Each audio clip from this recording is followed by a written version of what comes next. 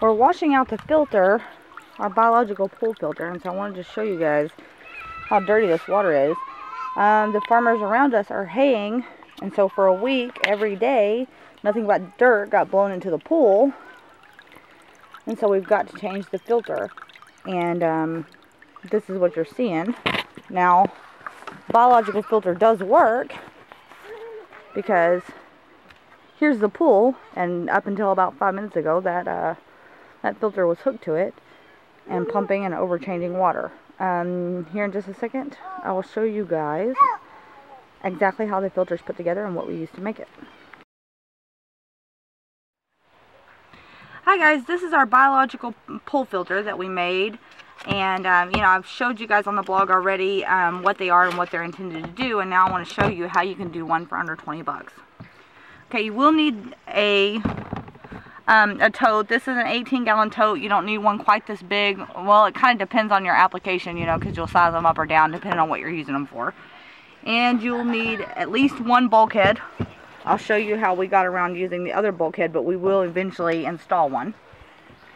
Okay, and then you're going to need a whole bunch of these scrub pads. Okay, you get 5 of these in a package for $1 at Dollar Tree. That's where, you know, I got all of this stuff.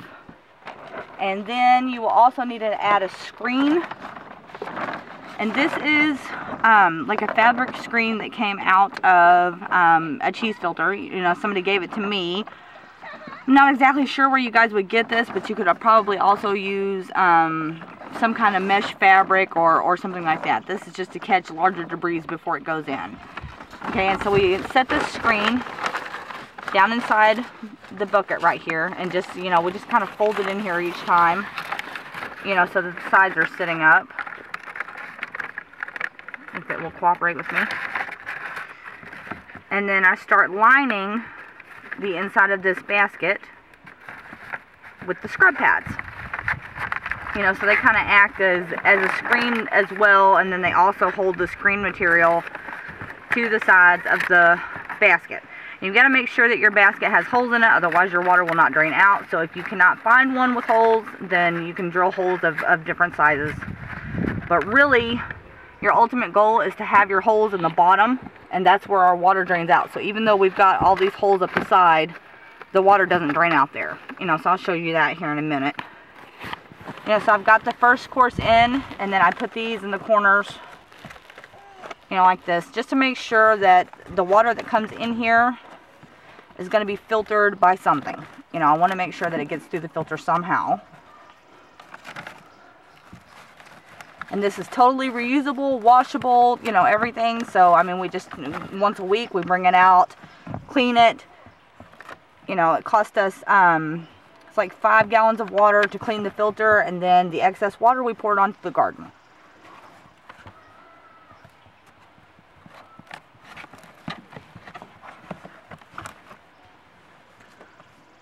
So I've got my filters all the way around, and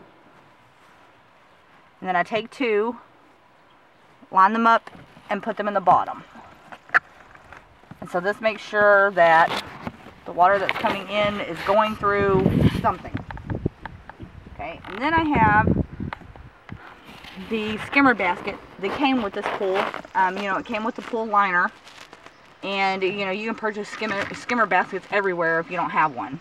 You know, and I do the same thing here. I line the skimmer basket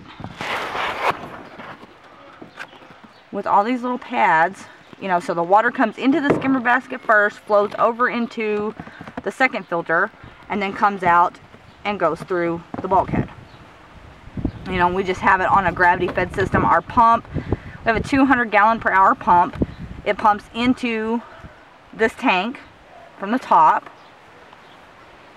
you know, and then gravity feeds back into the pool. And we have our setup, you know, like that, so that we can kind of tweak it a bit. And that's what you've got to do with homemade stuff. You've got to, you know, mess with it. It's not just like a set it and forget it application. You've got to, you know, keep looking at things and making sure you got the right stuff going on. Okay. And so I fold one pad in half, fold it again, and it goes inside here.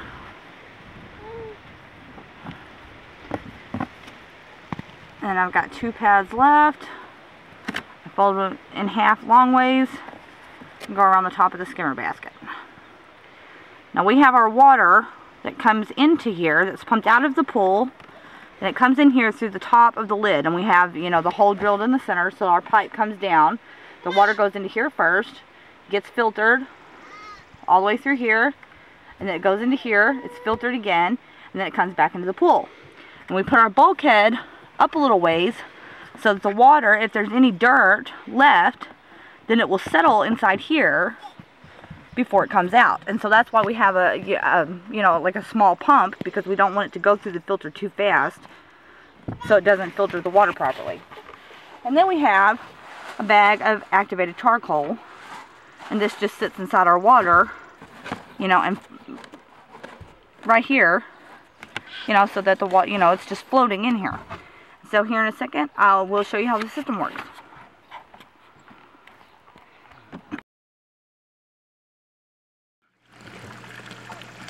Okay, so now we've got our filter working, and as you can see, the water level comes up pretty high in here, and the water gets filtered and comes right out of the bulkhead down here.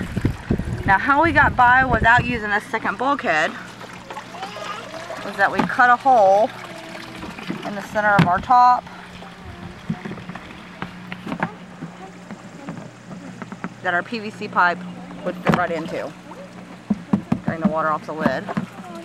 And so now you guys can look in there and you can see that it's perfectly aligned. And we make sure that it's aligned.